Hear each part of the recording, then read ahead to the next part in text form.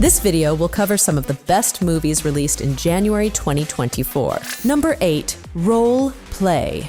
This one's on Amazon Prime. It's called Role Play, and with a title like that, I'm sure some of your minds are swimming right now. No worries, nothing too extreme. It's just simply a story about a married couple. They go out in the date and they do a role play setup where they're going to meet each other at the bar, but pretend like they don't know one another. They're going to play some roles. On top of that, the wife is actually doing a further role play because she's really a secret assassin. And while on this date with her husband, they are caught by a different guy, and things happen. I think that Kaley Cuoco brings her signature charm and comedic skills to this role, which helps kind of carry the movie. And David Oyelowo plays the husband. He gets kind of thrown into this wild situation. He had no idea that his wife was this assassin, so I do think their chemistry is pretty decent. They're both solid actors, and they do a good job playing off of one another. Number 7. Night Swim. We've had possession movies of every kind, but have you ever watched a movie about a possessed pool? Wyatt Russell and Carrie Condon play Ray and Eve, a married couple, and they're wanting to get this new house. So Ray Waller is a former Major League Baseball star. Unfortunately, he is diagnosed with MS. So him and his family are kind of looking for somewhere that they can kind of put down roots, and so they can really work on his health. So they get this house that has this pool, and it has a dark past. Opening of the movie, they show why it has that dark past. This movie is not great, but once the story does start ramping up, the scares get more creative and it gets more unpredictable. I think this movie does a good job creating this tense scene in the beginning where you almost have this suffocating feeling in the pool at night. So if you like movies like a PG-13 type of horror movie, I think you will probably like this movie.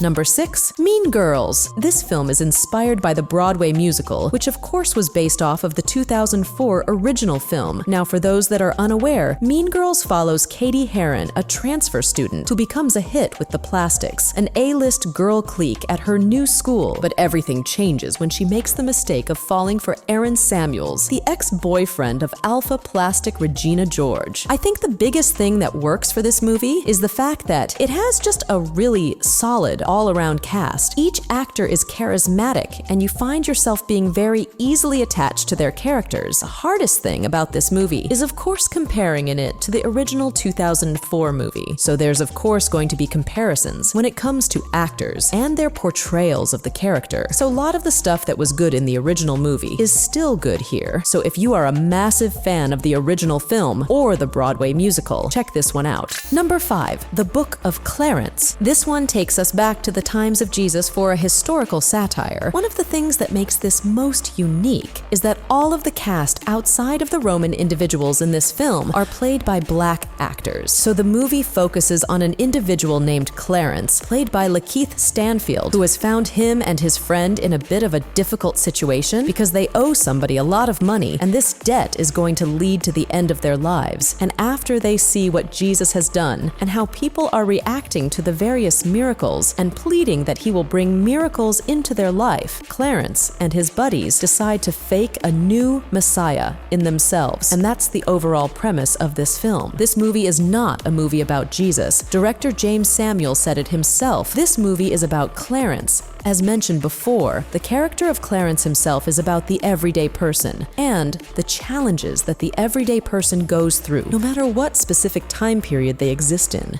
Number 4. Destroy All Neighbors. The movie is about a character named Willie. He's like a struggling musician, and things aren't just really going his way. He's trying to come out with a rock album, and he can't really get the album done. So he's kind of struggling with that, and his relationship with his girlfriend is fallen apart. When Willie actually starts to stand up for himself, that's when things start getting a little bit wild, and he starts to destroy all the neighbors. It's a short movie. It takes a little bit to get into in the beginning of the film, but once you kind of get past the setup for the characters, then it just becomes this bloodfest with a lot of great practical effects. Number 3. Self-Reliance. This movie basically tells the story of a guy who's down on his luck. He's kind of caught in a rut in life, he doesn't know what to do, and he ends up getting thrown into this kind of crazy dark web reality game where he's being hunted to the death for 30 days. He realizes the hunters can only attack him when he's alone, but none of his friends and family believe the game is real, so he hires other people to be around him at all times. He tries to find other contestants as well, put himself in public places so he can be around somebody. Throughout this movie,